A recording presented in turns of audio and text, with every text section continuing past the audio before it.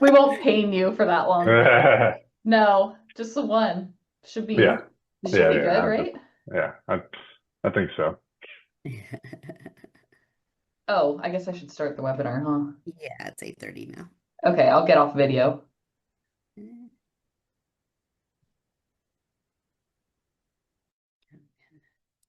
All right, we'll let the participants come in. Whitney, you might want to mute.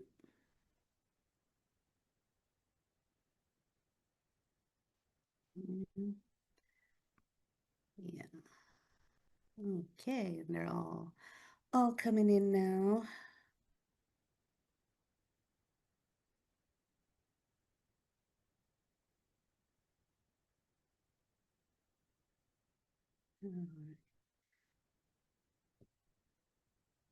All right, well, I know I um, see about over 60 people in. I know more are going to be filtering in here, but I can go ahead and just get us started with the housekeeping items. So welcome everyone to the second day of May's Live. Thank you guys for attending. We do have a few housekeeping items before we jump into this session, so I will start with that. Um, so please note that this session is being recorded. And for any questions related to the session, for Drew specifically, please utilize the Q&A button at the bottom of the screen. Please feel free to ask questions throughout the presentation, and we'll pause to answer them throughout the class when it's a good time to do so, most likely during the polling question part. So, and if you prefer to, sorry, if you prefer to pose your questions anonymously, you do have that option to do so. For any technical issues or technical concerns, please utilize the chat button and we'll do our best to help you address it, especially if it's something on our end.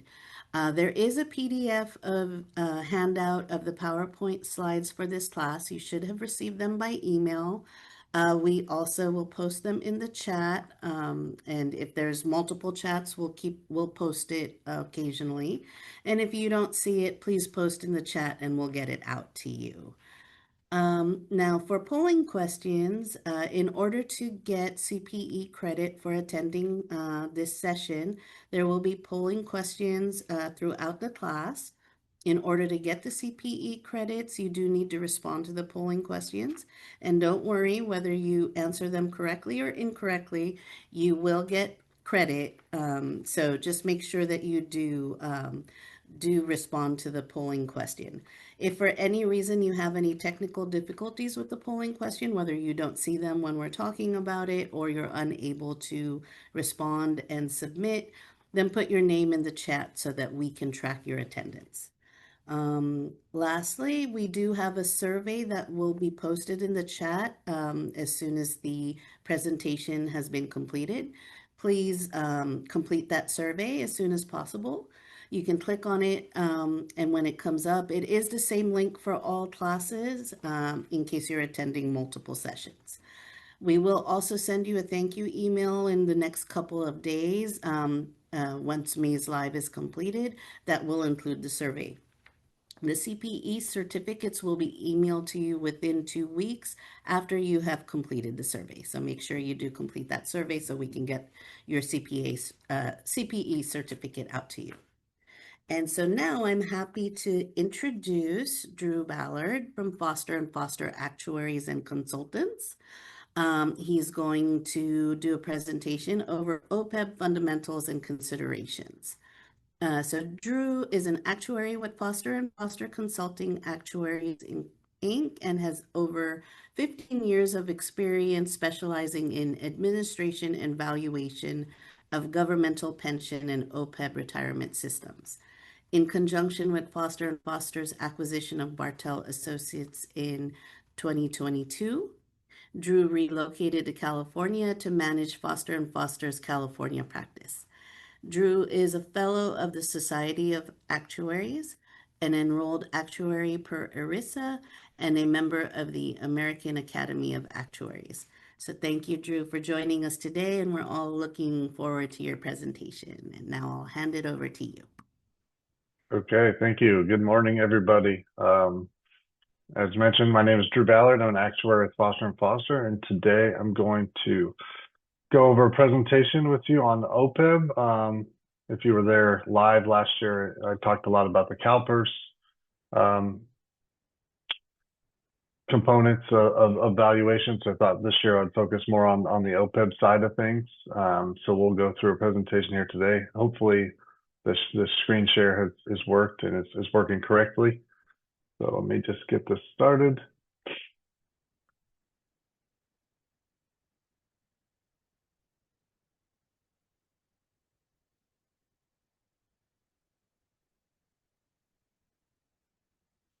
So today we're going to go over a bunch of things OPEB related, really, fundamentals and considerations was the topic that I chose, and really from my perspective as an actuary. So the items we're going to focus on today are the introduction to OPEB, just kind of talking about the basic actuarial terminology. So when you get your valuation reports from your actuary or the GASB 75 reports, what do some of those terminologies mean? So you have some understanding of those components. Then we'll talk about, really getting into, the benefit design components, what flexibility do you have? Also have some polling questions to see what currently your agency is providing to your retirees from that component, and just,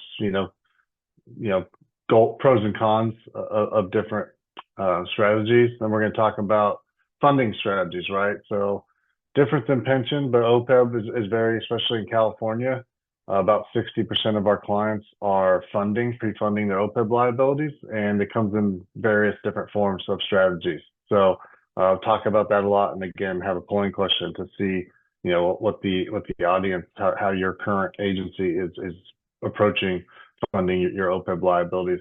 Then I'll go into a little bit of just GASB 75 overview, which may be, something that obviously as an agency you're focused on with your financial reporting, and then kind of wrap up with some key considerations and best practices to consider in managing your OPEB benefits, your OPEB plans, your OPEB liabilities. So as mentioned, there will be time. We've got about 5 polling questions throughout the presentation. So we will have time at that point. If you have questions, drop them in the chat and they'll be monitored, and I'll do my best to answer them during those pauses for the polling questions. So let's get started. Just an introduction to OPEB. So, really the definition is, what's OPEB stand for? It's other post-employment benefits. So really anything other than the pension, right, that's provided to retired employees. So I imagine a big percentage of the audience today, their agency contracts with CalPERS for your pension benefits, which again was my presentation last year. So really anything other than those pensions that's provided to retired employees is defined as OPEB. Obviously, the pensions, CalPERS falls under GASB 67, 68, and OPEB will fall under GASB 74, 75. So common types, the most common obviously is medical health care benefits after retirement, providing an employer paid subsidy to allow retirees to stay on agency's healthcare and receive benefits. And then you talk about some of the ancillary types of benefits. They're a little less common, but do happen quite a bit as well, which would be providing dental coverage, vision coverage, sometimes even life insurance or long-term care, long-term disability. So really, again, focusing on anything that's other than a pension that is provided to retirees after they terminate employment from the agency throughout retirement. And there's a lot of different ways to structure that we'll talk about. But really, what's the significance of providing OPEB? From an employee perspective, obviously, there are, it assists with HR objectives as far as recruitment, retention. Hey, what's the benefit package that you're offering compared to possibly, neighboring areas. So being able to include an OPEB benefit at some level, to different levels, maybe a good recruitment retention objective along with the pensions. Obviously, from the employer perspective, there's potential for some significant long-term liabilities to provide this benefit. And that's really where, as an actuary, we come in and we model what those liabilities are.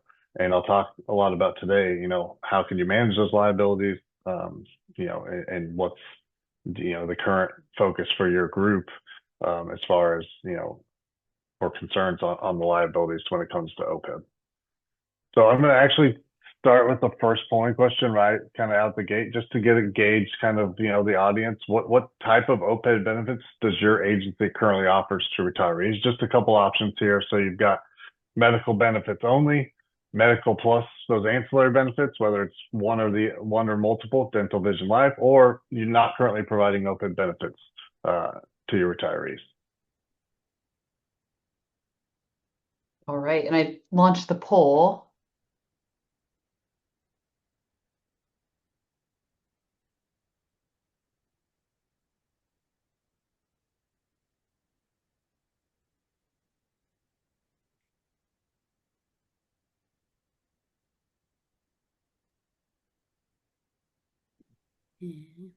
Okay, let me end the poll since it looks like we've hit 95%.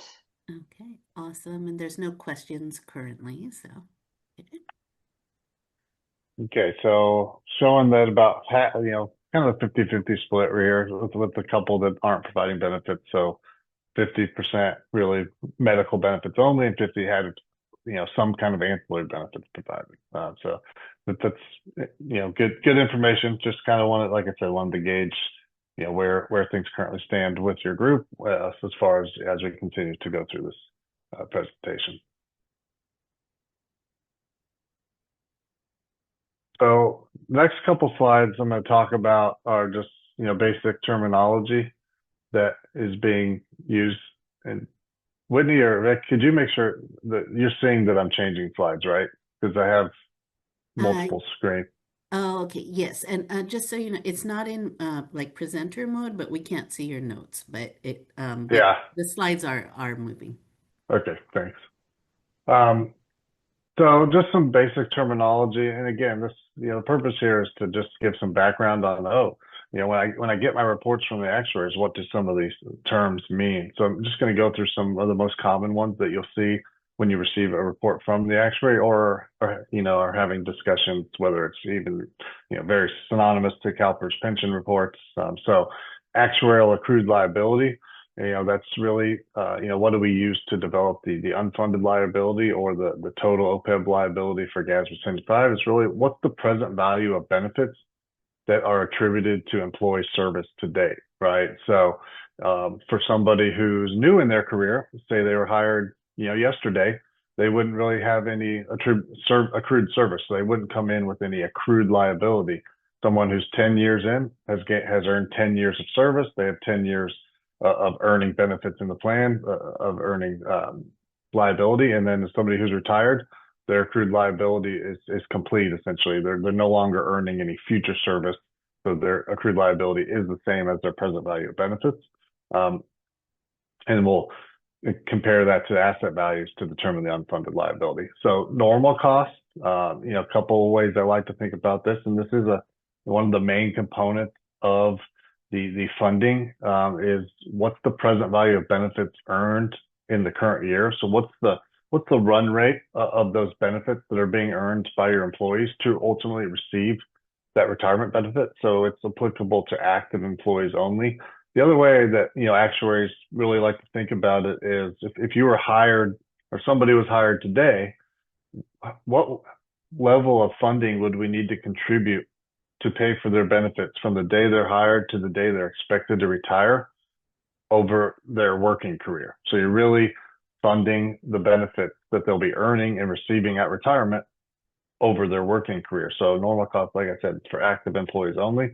And it's really what's the contribution amount that should be made each year as a percentage of compensation that would fully fund their retirement, assuming all of our assumptions were met.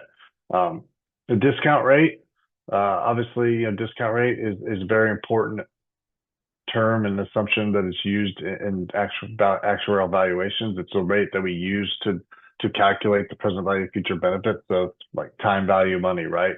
$1 today is worth more than $1 tomorrow. What's the discount rate that we're using to discount those future benefit payments that will be made and promised to employees to put it in today's terms? And then you've got your value of assets, right? What's the value of assets that are being used in a trust? If you're pre-funding your OPEB liabilities, what's the value of that asset as of the valuation date, to give us, an equal comparison of our liabilities as of a certain date, our assets of a certain date, and the difference obviously is then your unfunded actuarial accrued liability. So that's whether you're talking about your OPEB plan or you're talking about the CalPERS pension plan, unfunded actuarial accrued liability is typically a hot topic, and that's really how we get there is figure the actuaries calculating the actuarial accrued liability based on the benefits provided and your current membership, and then you've got assets that are invested in trust that are changing each year, adding contributions, possibly taking out benefit payments. What's the difference between those two as of a certain date to develop the unfunded liability?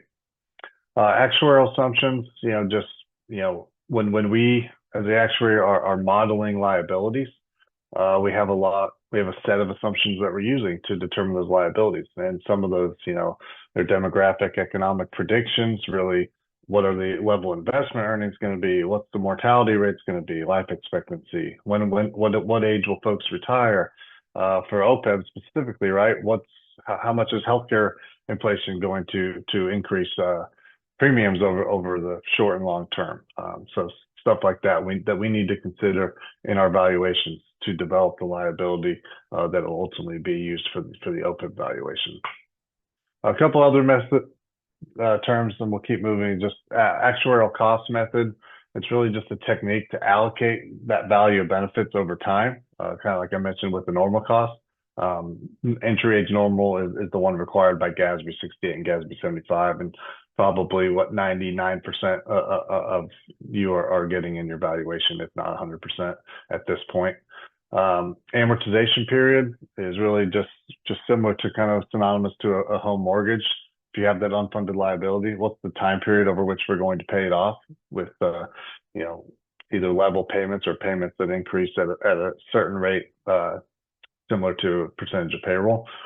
Actuarial determined contribution. So if you are pre-funding your OPEB liabilities, you typically would get a recommended contribution based on your funded policy as part of your actuarial valuation, which is usually just a component of that normal cost that I talked about, and a payment to pay off that unfunded liability over the specified amortization period. Healthcare trend rate, again, this is specific to OPEB, is really just, hey, what are we projecting the rate of increase to be in healthcare costs over the short and long term?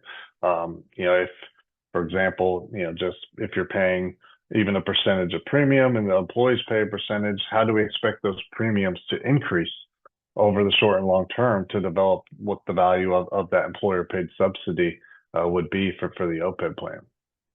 And funded ratio is really just the ratio of assets to liabilities. What percent funded are you as of the valuation date?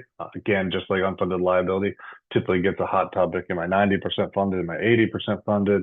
And then last one I have here is just that total OPEB liability, which is really just the GASB 75 term for the actuarial accrued liability. So if you get an actuarial valuation that is separate from your GASB 75 disclosures, you may see different terms used. And actuarial accrued liability is synonymous to total OPEB liability. Normal cost is synonymous to service cost. And then your asset value for the GASB 75 term is actually fiduciary net position. So your net OPEB liability would be your difference between your total OPEB liability and your assets or your fiduciary net position.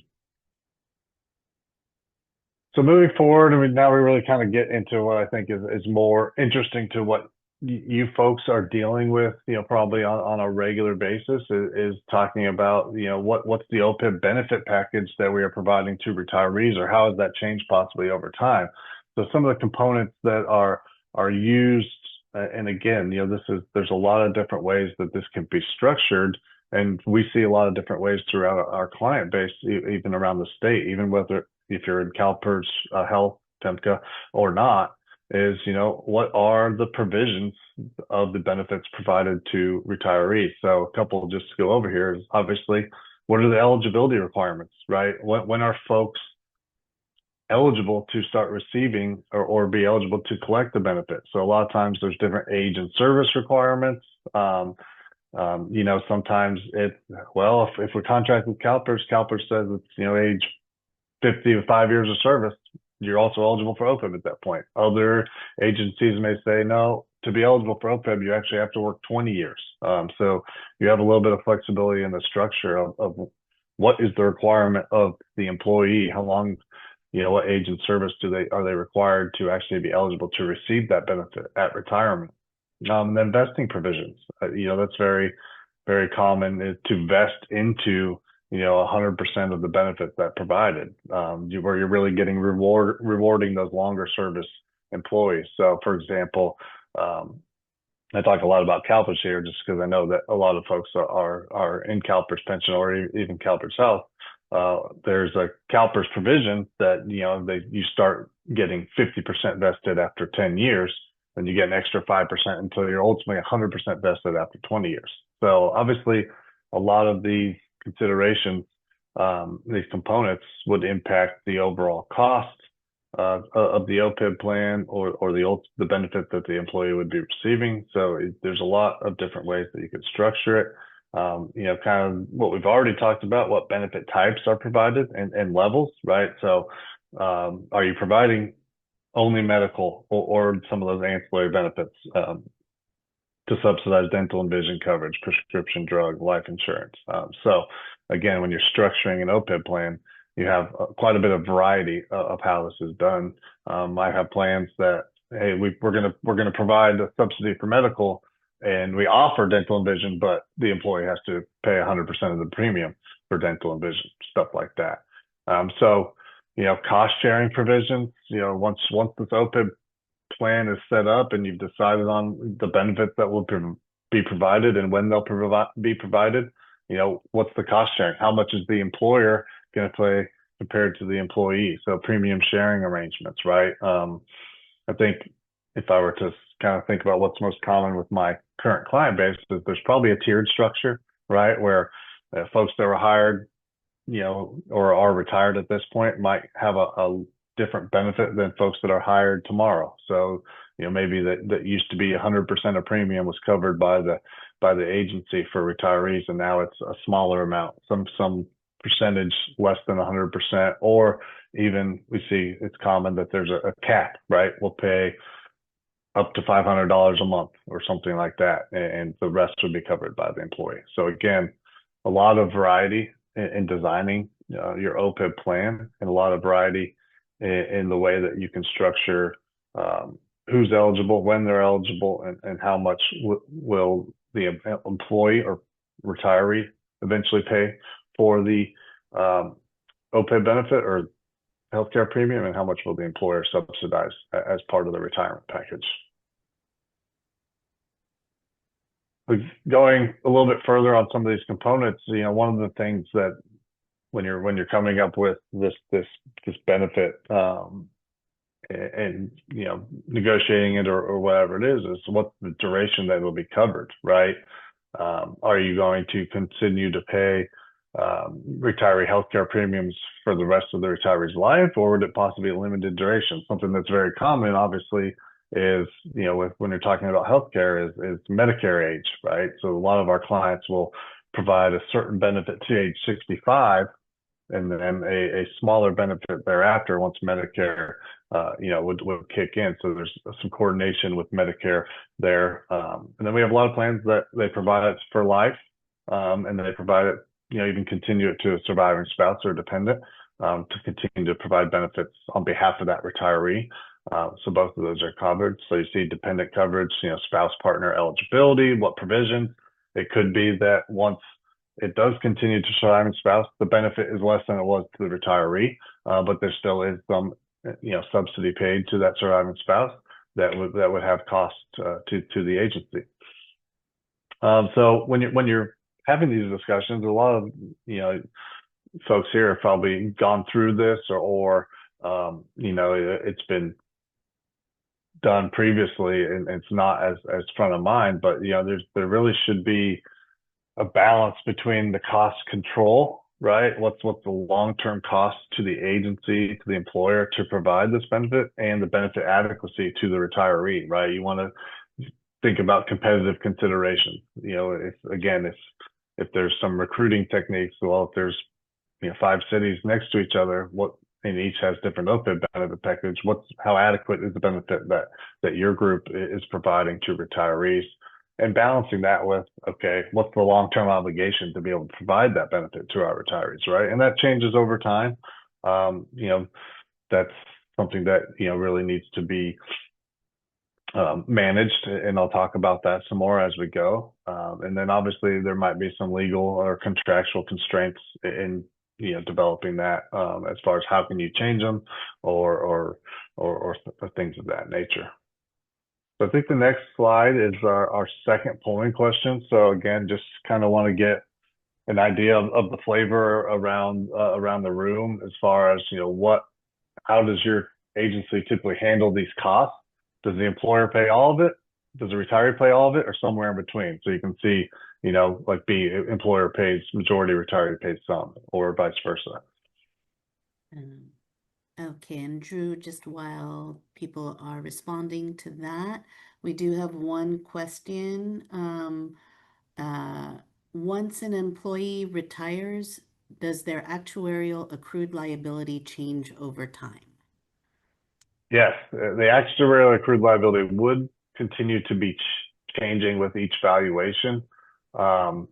Really, the normal cost goes away. It's just accrued liability, but it does change because there are expectations that, for example, what's their life expectancy, right? So if they do outlive their expectation, their accrued liability would be higher than projected to be. So there is a projection of each individual's actual accrued liability following retirement. Okay, thank you. All right, and I'm sharing the results. Okay, so yeah, a little more scattered here than the first one, which I would expect. So it looks like, just kind of high level, about 2/3 are paying, the employer's paying more than the employee, right? Paying the majority, or paying even full subsidy, 100% of the premium. And then, 10%, 50/50, and the remainder, 20%, where the retiree is taking on most of the cost for paying their premium. So that's good information. So let's see, let's move forward to, so we talked about a lot of the benefit designs and controlling the cost, and understanding what you're currently providing. So the next 2 slides are something that is a foreign topic to a lot of people, especially if you're new to GASB 75 or new to OPEB. You hear about this implicit subsidy or implicit rate subsidy, and it's specific to OPEB. It's specific to healthcare liabilities, and so you wouldn't see it with CalPERS pension or anything like that. So I did want to take a couple minutes just to go over it. Just if you haven't heard it before, or you've heard the actuary mention it and you're like, okay, well, what exactly is this? I'm hoping that the next couple slides, you can leave and say, okay, I have a better understanding of what this idea of implicit subsidy or implicit rate subsidy is. So, what is it? Really, it's what we call, a hidden cost that occurs when your younger, healthier workers and your older retirees are basically paying a level premium. They're paying the same insurance premium for the same healthcare coverage. So how does it work? Well, really, as you can imagine, retirees, or folks that are older age, typically have higher healthcare costs than your active employees, right? Younger, healthier group. But when their premiums are set based on blended experience between both groups, so you get the blended claims experience for all your active employees and your retirees, and you set a level premium, when that happens, there is going to be an implicit subsidy that occurs. And really that's because retirees essentially are paying less than their expected cost, and active employees are paying more than their expected cost. So active employees are effectively subsidizing the retiree cost. And I have a graph on the next page, but kind of numerically, how would this look? Here's what I think a simple example would be. If you take somebody who's an active employee in your agency, say age 35, and these numbers are somewhat made up, but what's their expected healthcare cost for the year? And let's say it's $2,000 a year. And then you take one of your retirees he's pre-65, he hasn't hit Medicare, he's age 60. What's their expected healthcare cost? And let's say it's $7,500 a year. So, since we're taking all this population, all of your active and your retirees, and putting them into the same mix and determining a blended premium for both of them, both would pay $5,000 a year. So for your retiree, the cost for his healthcare coverage was $7,500, but the premium to pay for that is only $5,000. So the result really is the retiree is getting a subsidy of the difference, the $2,500. So it's the $7,500 cost minus the $5,000 premium. Obviously, the active employee is paying the premium of $5,000 for a cost of $2,000. So the active employees are actually subsidizing the retirees in that blended environment, such that this is what the concept of implicit subsidy is. And on the next page, you can see kind of the graphical illustration of that. So this is kind of typically what you would see if you were to kind of chart, right, what's the expected claims cost for your population for actives through pre-65 retirees, and then what's that blended premium look like? The blended premium, obviously, there's a crossover point where for the younger folks, their actual cost is less than the premium, but once you get into that early retirement age, pre-65, the cost is going to be more than the premium. So, why is this important? Well, actuarial standards of practice actually require that this OPEB, this is recognized as an OPEB liability. So there's an employer liability. Even when the retiree is paying 100% of their premium, you still have, they're paying that $5,000. Well, their cost is still $7,500. There's still an implicit subsidy that is created. So you would still have an OPEB liability, even if the retiree is paying their full premium. And that must be valued and reported under GASB 75. One thing that we do when we do our actuarial valuations, not GASB 75, is we like to break it out to show you, hey, here's the total liability.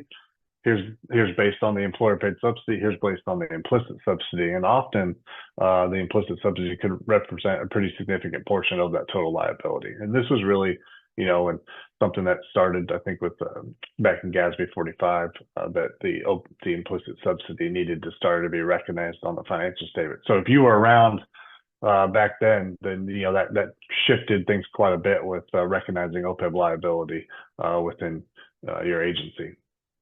So I hope that was helpful. Just kind of see a visual or get a little simpler explanation of what exactly is the implicit subsidy and why must it be included in actuarial valuations. So we're going to move away kind of from the benefit side of things, and I'd like to take a few slides to talk about funding strategies, right? So something that's very common in California that may not be as common, honestly, across the country, is this idea of pre-funding OPEB liabilities.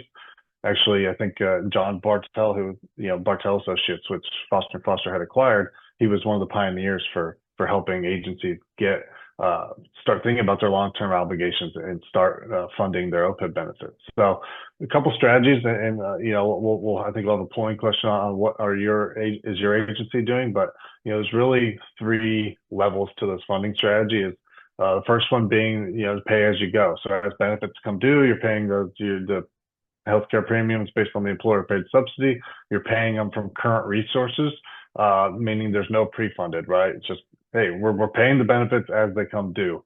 We're not setting up a trust to do any long-term pre-funding of those liabilities. So typically what you would see there is you have lower near-term costs, higher long-term costs, because you're not setting any money aside to pay for the future benefits.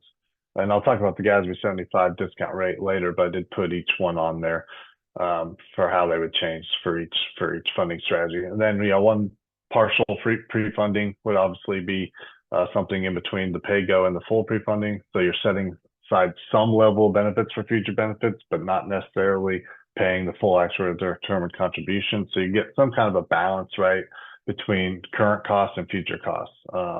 You have a lot of clients who have said, all right, we've got some reserves available. We're going to set up an OPEB trust. We'll put, whatever, $1 million into it. And then in the future, we'll reevaluate and we'll make contributions on an ad hoc basis. So there's no true formal funding policy, but there is some level of trust being dedicated to paying OPEB benefits in the future. And then you've got what we call pre-funding, a full pre-funding, which is akin to what CalPERS requires for the pension side of things, is that you're setting aside assets to fully fund future benefits, fully paying the actual determined contributions, which is going to have the highest near-term cost, but lower long-term costs. And why is that? Well, you're investing money today to pay for benefits in the future. So the investment earnings that you produce will actually reduce the overall cost to the plan. The long-term costs, regardless of what an actuary tells you is the current contribution, is really what were the benefits paid minus and the expenses incurred to run it, minus the investment earnings. So that's really the long-term cost. So if you have investment earnings reducing, helping pay for those benefits in the future, those will have the lower long-term costs, but again, would put more pressure on your short-term budget. So I think that actually does bring us to our third polling question. So we've got, if you had to choose today, which OPEB funding approach would your agency most likely prefer? So not necessarily, what have you done in the past, but if you were choosing today based on your experience and knowledge of OPEB, what funding approach would you likely prefer? And there is no wrong answer here.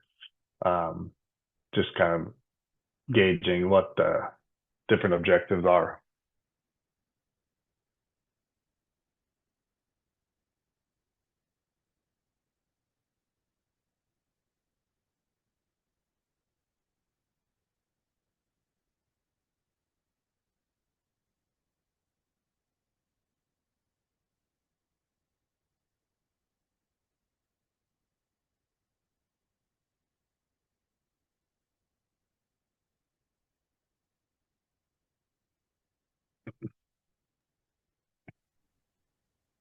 All right, Whitney, are the responses All still right. coming in? There we go. Yes, so I just ended the poll and the results are up. Okay, so we've got 20% that say, we need to do more analysis, which, I honestly thought there would be a good size group there to say, we'd really like to look at it a little deeper before going further. And then we've got about, the most popular one would be partial pre-funding, which if I would have, click something, I probably would have been in the partial pre-funding as well, just because it allows you a little bit more flexibility, and you are, at least at some point, managing your liability, right? You're targeting some level of your budget or level of the funded ratio to pay for those future benefits, saving some long-term costs, but not necessarily being fully committed to the possible volatility in those contributions year in, year out, like you are with pension. And then about 12% said, you know what, we'll stick with the lowest cost. We'll continue to pay those bills as they come due. So I do have, I mentioned this, but I did want to talk about it briefly before we move on. So this fundamental equation of, it's going to be applied to pensions or OPEBs, is really, what is this will always hold true, which is, we say C plus I equals B plus E. You may have heard this before. It's really that the contributions plus your investment earnings or your investment income will always equal the benefit payments and expenses. And why do we say it will always equal that? Well, when you get an actuarial valuation in your funding, we say, things will change between valuation dates, right? Investment there'll be some volatility in the market, which will change your funded ratio. We say, hey, your contribution went up or down. Well, really that's just to determine the timing of the contributions. If you think things a little really, really big picture at the end of the day, when possibly your last retiree receives their last subsidy for post-retirement health care, that contributions plus the earnings that you make on those contributions will pay for the benefit payments and expenses. And so, if this is kind of where you talk about, competing objectives, right? If you want to keep your costs down, well, you got to decide what your benefit adequacy is, right? That cost control management. You always want to keep your expenses down. The idea is if you're pre-funding liabilities, you are going to have, you bring into this investment earning component where you're actually making money on the money to pay for those future benefits and lowering your long-term obligations. So you're lowering your C there by doing so. If you're paying as pay go, this I would be removed completely. So your contributions would be higher under that scenario because you're just paying in from your general assets as those benefits come to. So we've talked about funding quite a bit here and different strategies. So how do you do it? Well, some of the funding vehicles, is you set up an OPEB trust, which just be a irrevocable trust for exclusive benefit participants. So why do I say that? Well, once you set up that trust and you say, oh, this money is earmarked to pay for OPEB liabilities, then it is, by law required to be used to pay for future retiree benefits. So it's that's why we say irrevocable. I'm going to talk about this a little bit once we get into GASB 75, but it would allow for a higher discount rate under GASB 75 because now you have assets that are earmarked to pay for benefits, which would lower the total OPEB liability compared to a pay-go basis. And then Section 115 trust, very, very common around the state. And a lot of you guys probably already have a Section 115 trust, whether it's for your pension or for your retiree healthcare. It's a government-only trust with tax-exempt investment earnings, and there's, like I said, there's a lot of providers around the state. CalPERS has the CERBT or the CERT, where you can choose 3 different investment options. PARS has like 5 different investment options depending on how aggressive or conservative you want to be with your portfolio. So there's a lot of options out there. If you aren't currently pre-funding OPEB liabilities and are considering it, there's a lot out there that would be willing to give you their pitch and talk to you more about that. So very common across the state. And like I said, I think about 2/3 of our clients across the state are currently funding. And then the other third is still on the pay-go basis. So I've got a couple slides here. I just want to talk about GASB 75. I know a lot of the folks that are in the session are probably dealing with some of the journal entries and getting the GASB 75 reports, might be more concerned about the compliance side of things than the obligation and how to manage that. So GASB 75 is really the purpose that was accounting and financial reporting for these OPEB liabilities. If you were around, it used to be GASB 45 and then effective for fiscal years beginning after June 15, 2017. There was this huge shift when GASB 75 came out that really, at the bottom of the slide here, it increased transparency of OPEB obligations. It also required probably you folks and the actuaries to do a lot more work to comply with the requirements of GASB 75 versus GASB 45. Some of those requirements were you now need to recognize the total OPEB liability on the balance sheet.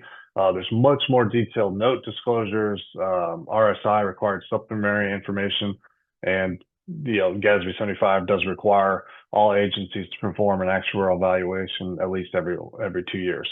Back GASB 45 was, it was maybe a couple pages. It was, now we're providing our clients sometimes 30+ page documents to make sure they have all the information they need for their note disclosures and journal entries. So it overhauled the reporting requirements when it came to OPEB liabilities in a big way. and increase transparency on the OPEB obligations. So I do have a polling question here, and I know you've got about 15 minutes left, so I'll try to wrap up. So what's your biggest concern about your OPEB obligation for your agency currently? A, size of liability on balance sheet. B, possible impact on credit rated or financial standing. C, rising healthcare costs, making benefits unaffordable. Or D, lack of understanding among leadership or board. And Drew, while we have the polling going, I do have a question in the chat from Okay. someone. The question is, can you compare rates of return on OPEB assets, what you have seen with clients against, sorry, it disappeared, against the healthcare inflation rate over a longer term horizon, say the past 20 years? Yeah, that would be, I mean, obviously somewhat would depend on, what the investment portfolio that's being used. But I guess, looking at healthcare inflation, I would say that typically the like around 20 or 30-year term, right? What's the typical portfolio producing on an average return? CalPERS, for example, they've been around 6.5%, 7%. So I'm not exactly sure what medical inflation has been on that same time hand raise, but I'd imagine it's been 3% less or something like that. Okay, so I am going to end the poll and share the results. Okay, so kind of, it looks like I'm seeing polling question 5 results.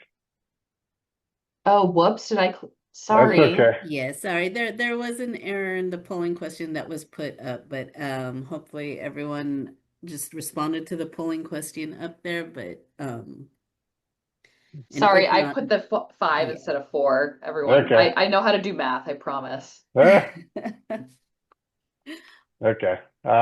So, if I think everybody can see that the answers to number 5, which was kind of what I was going to wrap up with at the end, was just, what's your likely next step?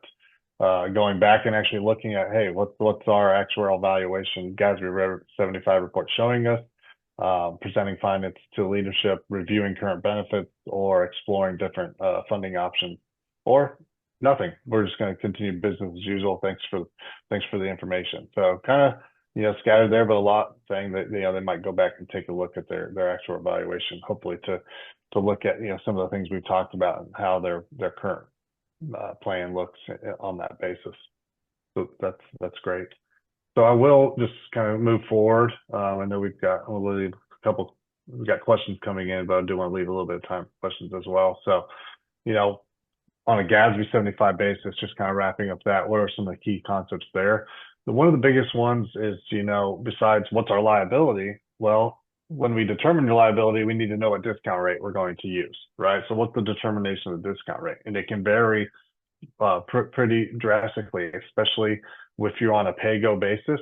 So if you're an unfunded or partially funded plan, GASB 75 requires basically if you don't have a trust or if you're not actively contributing to a trust possibly, they require that we use a high grade municipal bond index. So right now that's like 3.9, let's call it 4% that we would have to use to discount liabilities. Whereas if you're fully funded, you're allowed to use the expected long-term return for those assets, which could be, I think the highest we usually go is somewhere in the 6s. So you get to use a discount rate that's 2% higher. Or if we go back a couple of years, 2022 interest rates were the very low. The municipal bond index were 2%, 2.2%. OPEB liabilities were super large. There's been quite a bit of decrease, with the interest rates increasing and be able to use 4% now. But on that basis, if you weren't funding, you might have been using 2, where a funded plan was using 6. With the same benefits, the OPEB liability would be drastically different. So that's something to keep in mind when you're thinking about your strategy. Is are there other benefits besides saving long-term costs? Yes, GASB 75, your OPEB liability would be a lot less if you're funding the plan actively. So OPEB expense recognition. So I did want to talk about this briefly because that's something that is required, people thought, well, what's our OPEB expense? It's really a way for us to determine the changes in the total OPEB liability that occur year from year. And then that was where we bring in deferred inflows and outflows for certain changes. So assumption changes, experience changes, investment earnings. What OPEB expense is not, which I hear sometimes, is people think, oh, it's our expense. It's how much money we contribute, to pay for OPEB benefits. No, that's not correct. It's not a source of your cash contributions, because GASB 75 uses that accrual-based accounting. And then the last term there is just net OPEB liability, which I talked about earlier, akin to unfunded actual accrued liability, but in GASB 75 terms, it's the total OPEB liability minus your assets or your fiduciary net position, which is required to be reported on your financial statements.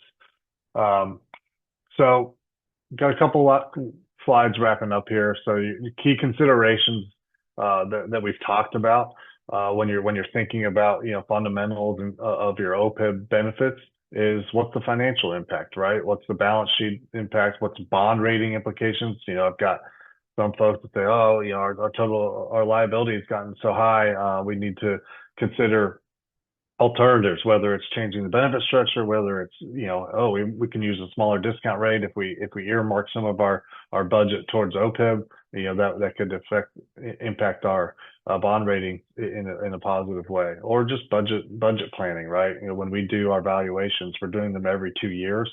We're usually giving recommended contributions for 2 years, sometimes longer term if folks want it, but it's like, what do we expect the cost to be for our OPEB plan over the short term? And each valuation could change it, just like with CalPERS reports, depending on different changes, healthcare costs, premium. If you're in CalPERS Health right now, Medicare premiums last year went up like 20-some% on average for the plans that they provide. So, what's the impact on the employer paid subsidy or even the employee? So financial impact is a big consideration. Sustainability, obviously, something we've talked about is, it's a lot of our clients, the benefit level has continued to change for different tiers. What's the long-term affordability? What's the cost containment strategies for healthcare? Obviously, we've had a lot of advancements in medical technology that, is hopefully helping with some of those things. But, if not, with your own objectives, is there benefit design modifications that need to be discussed? And then just, anytime you're kind of talking to an actuary, you have a risk management things to consider, whether it's, that healthcare trend, what has been the long-term average in medical inflation, or, if you are pre-funding liabilities, you're bringing on investment risk, right? We're setting aside these funds, we're hoping to earn 6% per year. We might have years where it's negative, we might have years where we earn 20. What's the investment risk for helping support those OPEB liabilities? And then demographic risk as well. What age will folks retire? How long will they live to continue to receive this benefit? All those things bring into the total cost of the plan. So what are some best practices? Obviously GASB 75 made a lot more transparency on OPEB valuations. It requires that we do regular actuarial evaluations. So every 2 years at a minimum, which helps us monitor the changes in liability, changes in the membership, changes in healthcare costs, update our assumptions as we need to. One thing that I think, even if you have a trust today, talk about developing a formal funding policy. A lot of folks will say, well, we have a trust, we put in some seed money, and then we'll see how it goes in the future. It might be good to establish some targets, determine a contribution strategy within your budget, what's flexible, how would it change your discount rate, how would it change the long-term or short-term costs? What can you really have a lot of clients that say, well, we don't really have a formal, strategy, but we did start a trust at one point so that we could, get the benefits. Well, it might be time to revisit that and develop a formal policy that you would want to follow, adhere to over the next several years. Obviously, I've talked about benefits, varying levels of benefits provided to retirees. And you need to be strategic in those decisions, right? Balancing that cost control with the benefit adequacy, and then considering integrating it with Medicare. A lot of folks, might say, well, we want to pay this percent of premium. Well, healthcare changes quite a bit once, retirees reach 65. So there could be some coordination there with Medicare, which would be very common, from our perspective. In a lot of the work that we do, is common to see that, but it may not be as common within your own agency. And then I think just communication, right?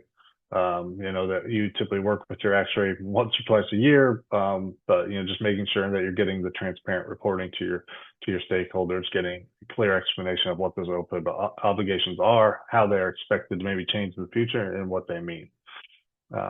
So I'm gonna, I have a summary slide here. I know we've got probably 5 or so minutes left, so not sure if we have any additional questions, but just to summarize kind of the key things I've gone over, obviously OPEB could represent a significant long-term obligation for employers. It's very common across the state. And I think understanding some of the concepts we talked about is helpful and essential for managing those liabilities going forward. I know that a lot of times, with our clients, we only talk to them a couple of times a year or once a year and say, okay, here's the valuation because you're required to do it, right? But I try to go through similar things that I did with you guys earlier of explaining those concepts, what they mean, and how they can expect things to change in the future. We've talked a lot about the different varying levels of benefit, whether it's a smaller percentage of premium or full premium, but understanding that benefit design will impact your liability size and growth is important. And then talking about funding strategies, if you're a pay-go now, do you want to possibly consider a different strategy because you're going to have some long-term pluses from doing that, or the short-term way more than the long-term implications. So you have choices there in your funding strategy, whereas in CalPERS, you don't really have a choice, right? There's a minimum required payment. Here you have a little bit more flexibility, but you might be able to see benefits by revisiting the funding strategy. And then I've talked about GASB 75, obviously compliance requirement for your agency if you have the OPEB, but really just provide a lot more transparency on the OPEB obligations to other stakeholders, but obviously, creates a little bit of financial statement challenges. And then the last thing I have here really is that, the key to sustainability in managing the OPEB liabilities is just being proactive, doing proactive management. So I hope that, and we'll skip the last polling question because we got there. So I hope that, kind of the overview, I know it's kind of quick, a lot of information at once, but an overview of different ways that you can structure your OPEB plan, different ways that you can pay for your OPEB plan in the form of funding, some basic terms to consider if you went back and looked at your actuarial evaluation or your GASB 75, and just some of those management techniques. I hope this was helpful for you guys.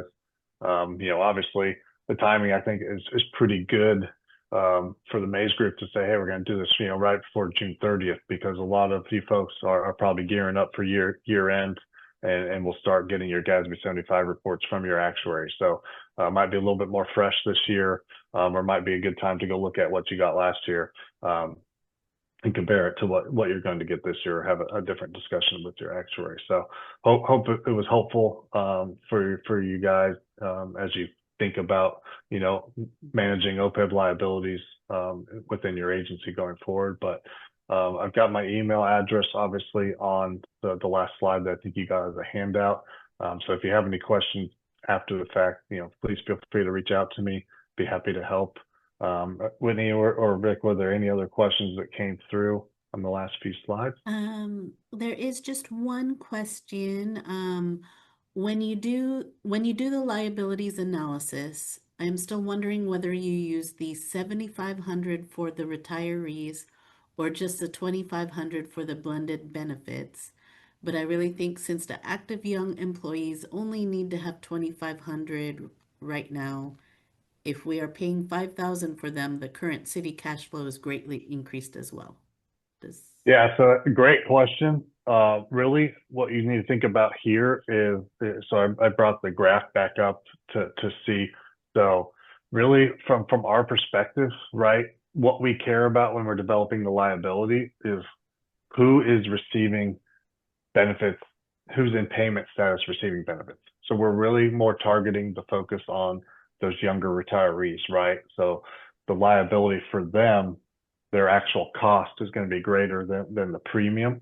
So that's where the liability is created because they're actually in payment status, whereas an active, they might be, it would really be a negative liability, but we don't care as much because they're not going to receive a benefit. So that the subsidy is created by the fact that they are paying more. Now for depending if you're fully insured or something like that, it could change it. But from a OPEB liability or GASB 75 standpoint, we would be really more focusing, and that's why the standards of practice have you require that this employer liability is created, is that the people that are actually for the retiree health care plan, retired and receiving benefits, their cost is more than the blended premium, and therefore that added liability should be reflected on the financials, the financial statements or the actual valuation. So that's from our perspective, right? Which is kind of what I was focusing on, is we're really more keying in on the retiree who is getting a subsidized premium that's less than their expected claims cost during the year. Okay, awesome. Thank you so much, Drew. We're getting a lot of comments about this being very helpful. So definitely appreciate your time, and thank you again for joining Maze Live. Very much appreciated. And then to the audience there, the survey has been posted in the chat, so please go in and complete that, and we'll see you at other sessions. And thank you again, Drew. Really appreciate it. Okay, yeah, thank you guys. Hope everyone Thank has you, a good day. Drew. Okay, Yep, bye-bye. bye-bye.